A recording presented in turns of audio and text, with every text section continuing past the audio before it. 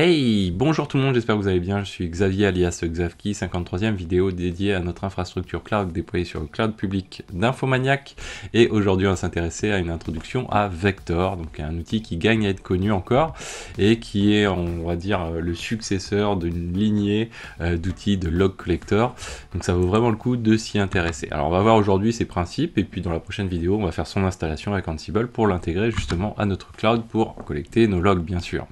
Alors qu'est-ce que c'est que Vector? Quel est son principe? Comment il fonctionne? Alors c'est important pour les gens qui connaissent pas trop le principe de log collector de rentrer dans cette démarche. Pourquoi? Parce qu'ils fonctionnent tous un petit peu de la même manière.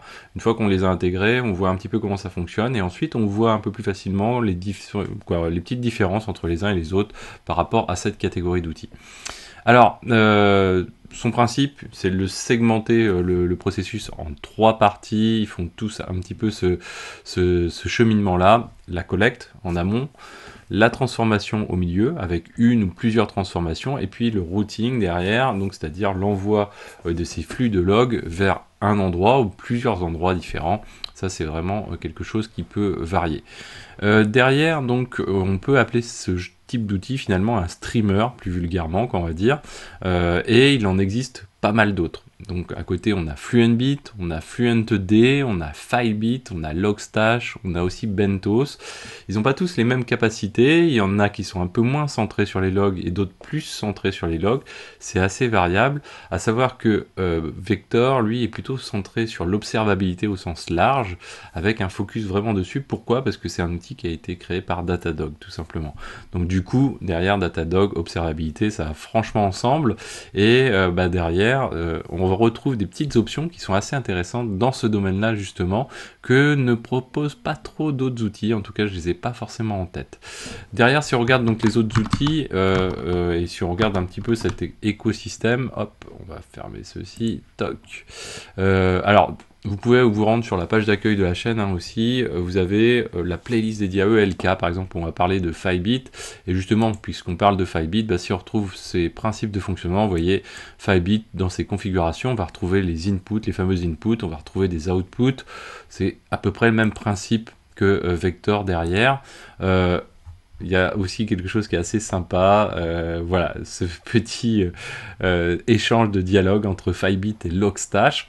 Les gens ont tendance souvent à assimiler les deux au même type de fonctionnalité. Non, Logstash est vraiment plutôt un ETL, donc lui ce qu'il va faire, c'est qu'il va recevoir éventuellement des logs collectés par des Filebit et les traiter unitairement, ou en tout cas les traiter en masse, mais avec des traitements beaucoup plus poussés. Donc lui, il a besoin de plus de capacité finalement pour faire ses traitements et envoyer ses données ailleurs. Et vous voyez que du coup là, il y a le Logstash qui dit hey, Filebit, calme-toi un petit peu, laisse-moi un petit peu de temps. Et d'accord, répond Filebit quoi en gros. Derrière, donc, on a quoi d'autre comme outil? Alors Filebit, donc il a évolué au fur et à mesure du temps. Avant, je crois qu'il y avait pas mal de Java finalement dans toute la stack élastique. Maintenant, il y a un peu plus de Go dedans et du Ruby également. On va retrouver aussi donc Bentos. Si vous n'avez pas vu le dernier live que j'ai fait avec Jérôme Petazzoni, on a vraiment beaucoup utilisé, on a pas mal utilisé de Bentos, et bien retrouvez-le ici, le Bentos, et vous allez retrouver, vous voyez, des inputs, vous allez retrouver des outputs de l'autre côté, et des processeurs finalement qu'on va pouvoir mettre au milieu, et tout ça imbriqué, tout ça vraiment de manière assez élaborée. Bentos, il a plus une vocation de traitement de données, plus de data, pas de data science, mais de data plutôt. On va le retrouver vraiment avec plein de connexions type S3 et ce genre de choses, des connexions aussi au message queue assez classiques. Ils le font tous plus ou moins après, mais lui il a plus un focus sur le data processing, parce que derrière les gens qui en sont à l'origine sont plutôt orientés data processing, et il est très simple, vous voyez, d'utilisation, input, un pipeline avec des cumuls de processeurs et de l'output derrière. On peut en imbriquer un ou plusieurs, derrière. Fluentbit, lui, il est plutôt historique derrière. Donc Fluentbit, lui, il est en C, C++, donc on va viser plutôt de la performance derrière. En opposition ou en complément finalement de FluentD, qui est un peu le grand papa de tout ça. Derrière FluentD, si je dis pas de bêtises, il y a du Ruby, du Go, quelque chose comme ça, avec des performances moindres sur FluentD, mais plus de possibilités, plus d'options possibles, mais une configuration un peu plus complexe. Fluentbit, vous voyez, c'est assez joli, hein, mais toujours le même principe, des choses qui rentrent, des choses un petit peu au milieu, et ensuite des choses qui en ressortent, principalement des logs. Et il faut savoir que beaucoup de service managers, en tout cas à peu près jusqu'à maintenant, ou il y a quelques années, de service managers Kubernetes utilisaient Fluentbit. C'était quelque chose qui est très très classiquement déployé dans Kubernetes. Maintenant, on va dire, Vector risque de prendre, et va certainement, c'est pas risque, va certainement prendre une bonne place, et tant mieux. Donc là voilà, c'était la page de Fluentbit, et donc Vector, lui, qui a sa page avec des fois des superbes illustrations. Alors bon, là on a quelque chose, une planète qui tourne, mais je vais pas vous la retrouver, mais parcourez vraiment la documentation, vous allez voir. Il y a des illustrations qui sont assez sympathiques. Je sais pas si on va en trouver une juste là comme ça. Bien sûr que non, du coup. Mais voilà, regardez un petit peu comment fonctionne Vector, pardon.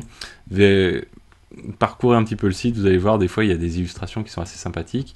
Donc Vector, on le retrouve ici, vous voyez, celle-ci par exemple est assez sympa. Bon, après c'est plus tape à l'œil qu'autre chose, mais lui, vous voyez que son but c'est de pouvoir processer la stack d'observabilité, c'est-à-dire les logs, les métriques, les traces, et de pouvoir processer ça pour l'envoyer derrière dans des données, dans des back-ends, on va dire, type soit des SaaS d'observabilité, hein, donc type Elastic, type Datadog, ou encore du S3 AWS, ou autre encore, et nous, on va s'en servir bien sûr pour Loki. Derrière, donc du coup, si on ferme un petit peu tout ça, qu'est-ce qu'on peut dire encore d'autre sur Vector dans ses principes, ses concepts? Donc ça, c'est les sites. Le langage, c'est du Rust, donc du coup, bien sûr, la performance est au rendez-vous. Il dispose de 3 modes, en tout cas, c'est 3 catégories, 3 types de fonctionnement, d'intégration que Vector est en mesure de faire, ce qui est détaillé sur le site de Vector. Après, bon, c'est plus ou moins la différenciation est un petit peu parfois un petit peu comment on va dire discutable, mais voilà. Donc le premier cas de figure, c'est l'agent sous forme de démon finalement, c'est-à-dire que sur tous les hosts de notre parc on va installer Vector. Nous ça tombe bien, c'est ce qu'on va faire justement, c'est comme un daemon set finalement dans Kubernetes. Dès qu'on va avoir un nouveau serveur, paf, il va avoir Vector, et Vector, ce Vector seul finalement va être en mesure au niveau de la machine de collecter l'ensemble des informations qu'on va vouloir traiter et envoyer ailleurs. Donc c'est vraiment le point central de la machine, et sur chaque machine on retrouve un Vector. Ensuite il y a l'agent sous forme de sidecar cette fois-ci. On retrouve un peu les concepts de Kubernetes, c'est-à-dire qu'à chaque applicatif on va avoir un Vector. Comme il est très léger, on peut se permettre de faire ça, avoir un Vector dédié à chaque fois avec sa propre configuration pour traiter les éléments spécifiques à cette stack. Et là c'est ce qui est assez intéressant de ce qui est partagé par les équipes de Datadog, en tout cas la documentation qui nous est fournie, c'est que c'est derrière plutôt de l'approche, on va dire, pas administrative, mais d'organisation, de propriété de la donnée. C'est là où on peut retrouver ça dans certaines entreprises. On peut se dire, voilà, vous êtes responsable de vos données, de vos logs, etc. Donc chacun va gérer son vecteur, et même si les nodes ou les serveurs sont partagés, eh bien finalement ça va permettre de créer chacun sa petite isolation de manière à travailler séparément. La fonction d'agrégation, là on est plutôt dans le cas de figure où on avait tout à l'heure entre Logstash ou Filebit, c'est-à-dire c'est un rôle central. Donc on a un vecteur qui va être dédié par exemple sur une instance donnée, et lui il va récupérer des éléments divers et variés, traiter sur du S3, etc., récupérer de la donnée ou éventuellement du Kafka, etc., plus dans le processing de la donnée finalement, et envoyer ça toujours dans un back-end derrière. Donc c'est vraiment assez différent. Là on va être sur une machine plutôt dédiée. Dans les termes ou les concepts qu'il faut en retenir de Vector, et que je trouve assez intéressant, c'est les événements. Les événements, c'est quoi? Ça a deux types. d'événements, les log events et les metric events. Donc ça c'est important parce que c'est un des rares outils à quand même cumuler les deux et à permettre d'agir sur les deux. Alors généralement la plupart c'est les logs, mais les métriques c'est beaucoup plus rare. Qu'est-ce qu'il va faire? Bah, finalement dans les logs il va capturer les lignes de log, hein, une à une finalement, les processer éventuellement en masse, les bulker, etc. Et il va les convertir pour pouvoir ensuite envoyer ces logs, donc formater ces logs de manière à les envoyer dans un backend derrière. Nous, ça sera Loki. Metric Events, là, ouais, c'est le même principe, c'est-à-dire il va capturer des lignes de données, potentiellement des logs, et il va les convertir en métriques. Ça, c'est assez cool. C'est-à-dire que si on se rend sur, forcément, je l'ai fermé, sur le site de Vector, on va se rendre dessus, Vector. Vector Dev, voilà, c'est le nom du site, comme ceci. Et si j'arrive à aller sur la documentation et qu'on se rend derrière sur la partie configuration, donc c'est là où se passent finalement les inputs, les outputs, etc. Et bien dans les, que je dise pas de bêtises, dans les transforms, si je dis pas de bêtises, ou dans les syncs, dans les syncs plutôt. Non, dans les transforms, très bien. On a metric to log ou log to metric. Et ça, c'est assez intéressant parce que assez souvent, en fait, ce qui peut se passer, alors je sais pas si c'est l'exemple qu'on a ici, par exemple, on a des logs, mettons, Apache avec des IP et on veut des stats sur les IP.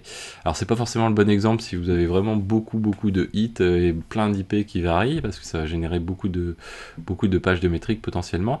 Mais on peut imaginer faire des comptages par élément en retombant derrière sur le format OpenMetrics. Hein, je vous invite à aller voir la vidéo dédiée à OpenMetrics si jamais ça vous parle pas trop. Et derrière, du coup, ça va permettre de générer des métriques en format, par exemple, OpenMetric. Et ça, c'est assez cool. On va choisir voilà, le counter, le gauge qu'on connaît plus classiquement, quoi. Et ça, c'est quelque chose qui est assez, je dirais, un petit peu plus inédit pour le coup. Donc là, voilà, deux types d'événements qui sont importants à avoir en tête. Ensuite, on va parler de component, donc composants finalement, qu'on va retrouver à différents endroits, de différents types finalement. Donc tout à l'heure, on a vu la partie logique hein, finalement, pardon. Et donc on a trois types de composants techniquement. On a les sources, on a les transforms et on a les sinks. Derrière les sources, bah, c'est la collecte originale de la donnée. Hein. Nous, ça va être les logs, mais ça peut être d'autres types de données, des fichiers sur S3, des fichiers d'images ou ce genre de choses également. Ensuite, du transform. Donc là, on va imbriquer éventuellement plusieurs manières pour retraiter les messages de log, par exemple les reconvertir des timestamps, injecter des clés, etc. Et puis les syncs, eux, qui vont permettre d'envoyer tout ça hop, à l'extérieur sur une ou différentes sources, en injectant éventuellement des labels au passage, puisqu'on se retrouve dans le modèle logQL, hein, potentiellement, pas forcément toujours, mais dans le modèle logQL où on peut avoir des labels sur les lignes de log en question. Et puis on a un autre concept qui est le pipeline. Le pipeline, alors lui, c'est plutôt l'ensemble, avec vraiment une composition de processing de données globale, une vision globale. C'est quoi? C'est ce qui permet de faire les directed acyclic graph of component. Donc du coup, derrière, l'idée, c'est de se dire, on va imaginer un graphe global avec des nodes, donc c'est finalement des bulles connectées, interconnectées les unes aux autres, alors pas toutes interconnectées ensemble, mais avec des briques, des bulles entrantes, des bulles de processing et des bulles de sortie, et donc cet ensemble va constituer un pipeline, et on va pouvoir définir du coup ce pipeline via le fichier de configuration de vector, soit en format YAML, soit en format TOML, soit en format JSON, et on va retrouver donc dans cette composante de configuration les éléments qu'on a vus précédemment, c'est-à-dire les sources, les transforms et les syncs. Donc ça, on va le voir lors de la prochaine vidéo. Vous allez voir, le cas va être très simple hein, pour le coup. Et Bentos, et Vector, pardon, des formations, supporte le hot reload au passage. Donc du coup, ça, c'est quelque chose qui est assez intéressant. Mais je crois que Filebit le supporte par exemple également, ou d'autres le supportent. Pour l'installation, finalement, bah, c'est assez simple à réaliser. Vous voyez, on peut le faire de cette manière-ci. Et hop, si on veut faire un bref exemple, on peut très rapidement, vous voyez, créer une source, qui va auto-générer même des logs. Vous voyez, donc c'est un type de source qui est un générateur de logs qui s'appelle DemoLog. Donc le type, c'est ça qui est important. Ici, ça peut s'appeler Titi, Toto, ce qu'on veut. C'est pas lui qui va déterminer le type d'action. Le type d'action, c'est le DemoLogs et qui porte le nom qu'on lui a donné, qui est Generate syslog. Et là, du coup, il va générer, il va faire des DemoLogs au format syslog et il va en générer 100. Derrière, du coup, on va enchaîner avec un transform. Donc des transforms même potentiellement qui va porter le nom toujours, là ça peut s'appeler Titi Toto ce qu'on veut, remap syslog. Et ce remap syslog, ce qu'il va faire, il va prendre un input qui est generate syslog. Donc ça se rapporte à l'input qu'on avait juste avant, mais vous voyez que c'est une forme de liste avec des tirets, donc on pourrait en prendre plusieurs et faire le même traitement. Et on va lui appliquer donc un transform de type remap. Donc remap, comme son nom l'indique, ça va être l'objectif de processer et de modifier les éléments. Et là, vous voyez qu'on a un bloc YAML finalement qui est injecté, qui nous dit source. Donc du coup, c'est la modification qu'on va appliquer, sachant que le point, c'est le message final. Donc derrière, on va faire une modification. Donc on va générer alimenter une variable structured et qui va prendre comme élément un parse syslog, donc il va parser le message à partir de syslog finalement, et derrière il va alors je sais pas, le point d'exclamation ça devrait dire tout ce qui n'est pas de clé message finalement, et capturer, et derrière réinjecter ici pour pouvoir être mergé donc directement à la fois dans à partir de cet élément là et avec le point supplémentaire, donc du coup le message précédent, et tout ça régénère le point, donc la ligne finalement qui a été produite. Et derrière, donc du coup on va retrouver le syncs ici, qui va être l'endroit où on va sortir les éléments. Nous il est de type console. Vous voyez, et du coup ça va nous générer il va se baser sur l'input remap syslog. Donc le remap syslog, même si son terme c'est input, il se rapporte finalement au transform qui est juste ici, remap syslog. Donc l'input c'est pour lui, c'est pour l'endroit où on est situé, c'est le syncs. Et derrière son petit nom, ça pourrait être Titi Toto ce qu'on veut, emit syslog. Il est de type console, donc du coup ça va sortir directement dans la console. Je vous fais pas la démo parce que dans la prochaine vidéo, ce qu'on fera, c'est qu'on fera vraiment tout ça dans le détail. Je vérifie juste que je n'ai rien oublié. Voilà, on n'a rien oublié. J'espère que cette vidéo vous a plu. N'hésitez pas à la partager, à mettre des pouces bleus, à commenter. On reparlera bien sûr de Vector allègrement. Et puis, rendez-vous dans la prochaine vidéo et parlez-en autour de vous. Ciao à tous!